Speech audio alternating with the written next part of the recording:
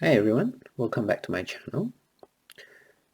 So in this video, I'm going to show you how to utilize the software Laba to do measurements on the spectrum. So imagine that you are doing spectrum analysis using Fieldfox or a spectrum analyzer, and you want to plot out the graph across time using the heat map method.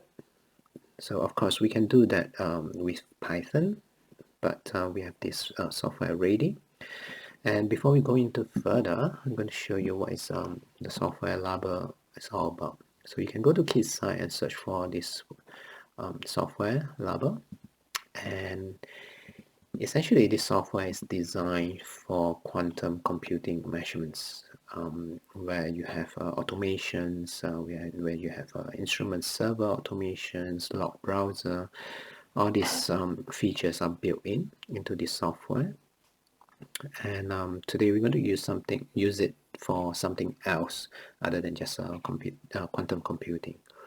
So in my case today, I'm going to use spectrum analyzer MXA and 9020B.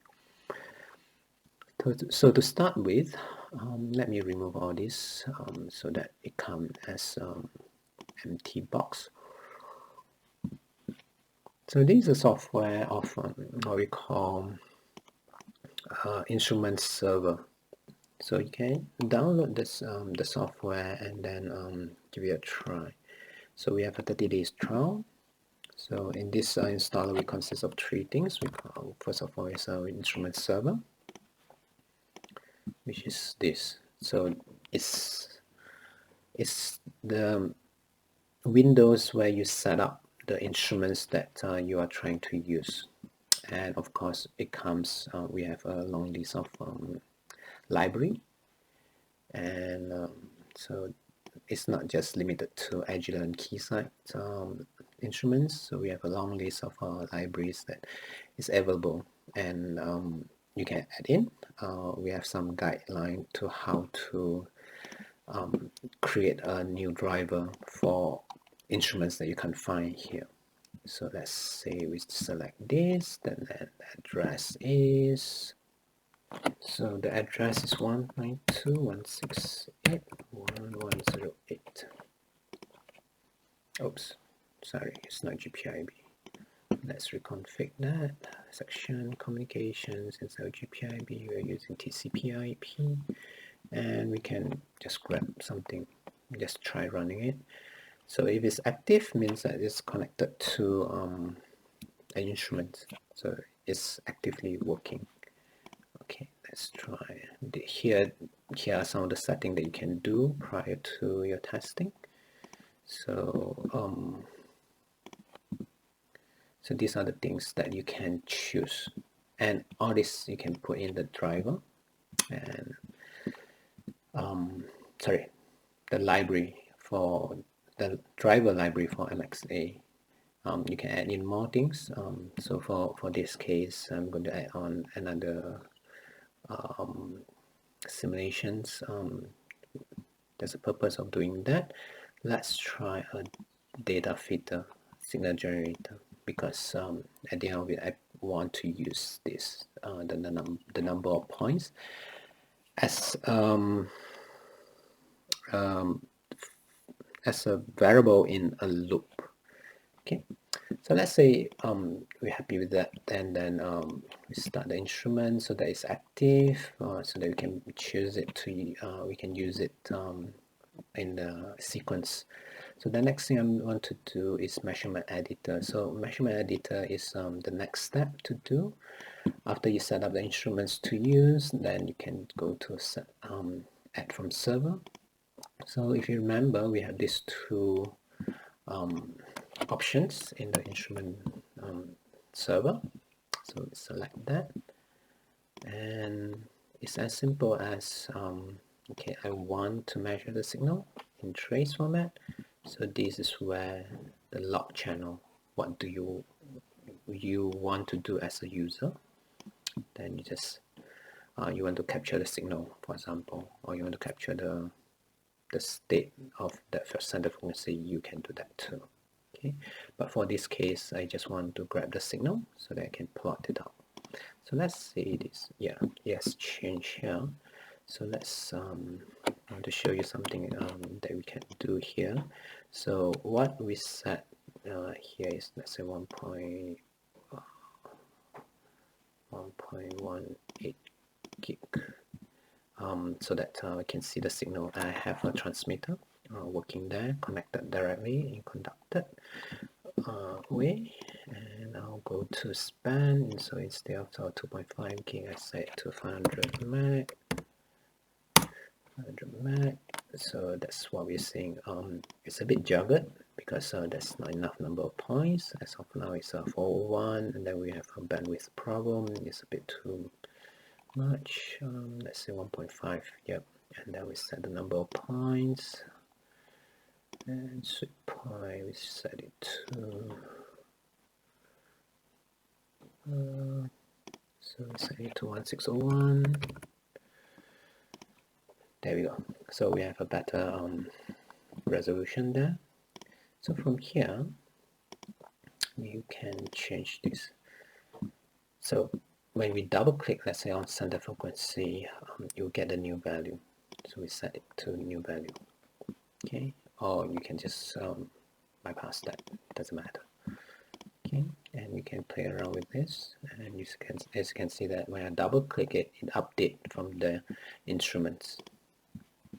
Okay, so that's what we want to do now. Span as 500. Okay, just make sure. So the next thing I want to do is I want to log into the database. So to do that, I can start the measurements. Just one. Oh, sorry, I have to put a log file. So let's say MXA log. Today is 0203. Then we put in how many rounds we want to run. So if you remember, I mentioned that the purpose I'm doing this simple signal generator is just to use one of the parameter for the looping. So the step sequence is over here. So if I drag any of these, like for example center frequency, I can do a 1-point measurements. Okay, and you can actually stop in stepping it. So you can do whatever you want. But for our case right now, I know that my transmitter center at 1.18 gig, and I do not want to change any of the parameter. So if I click start now, I only grab one point of data. So let's see. So we have that captured everything. So we just turn on the log browser now. So MXA log 0203. Let's start this. So MXA log 0203. So we have one signal here. So of course we can plot it in another way. So this is just one data point, and the darker it is, the higher power it is. So we can do that at one point, or we can continuously capture a series of data. Let's say we want to set it to 100 points. So I can remove this step. So to trick this signal, to trick this sequence, I can add in another parameter. I'm looking for the sample points. So it's not here, so I can call it out as long as you have, number of points, as long as you have that in the driver. So we put that in, and then instead of single point, I put it as from 0, start from 0, and then add with 100 points. And the step is, I want it to be every single point 100 points. Okay, it won't be captured in the log because it's not part of the log parameter. So we are ready to trick the system to run 100 times, and there we go. So we can create a new file database, and you just underscore numbers or overwrite the existing. Okay, let's try the overwrite, and it will just capture 101 points. Right, once we're done, we could go here, log browser, and we can see that. Okay, so as you can see, so because this pulse is faster than the sweep times, so it's always hit and miss. So you can plot it out in heat map diagram easily using this software. Okay, so let's try this. Double click on this and we are able to change some of the stuff, like we want to look at different setting, flames, hot. We want to change, we want to see what's the distribution of the power. Then we can have a X and Y plot, and then at the X plot, so you can go through step by step and see what's going on in the spectrum mode. So of course we can do something else here, third dimension, or you can normalize it.